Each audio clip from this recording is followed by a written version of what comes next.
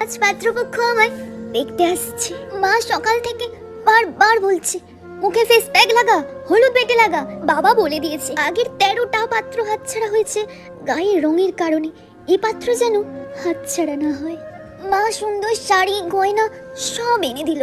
পাত্রপক্ষ আমার বাড়িতে এসে গেছে, আমি তৈরি হচ্ছি তাদের সামনে যাওয়ার জন্য। শুনতে পাচ্ছি বাবা বলছে মেয়েরা আমার সব ভালো, শুধু গায়ের রংটা যা একটু কালো। আমাকে দেখেই পাত্র বলল, আচ্ছা আমাকে পছন্দ তোমার? আমি অবাক হয়ে সম্মতি জানালাম শুধু। পাত্রের মা আমার বাবাকে বলল, দাদা একটা মেয়েকে মিষ্টির প্লেট সাজিয়ে সেজে গুজে বসে প্রত্যাখ্যিত হওয়ার যন্ত্রণা আপনি বুঝবেন না।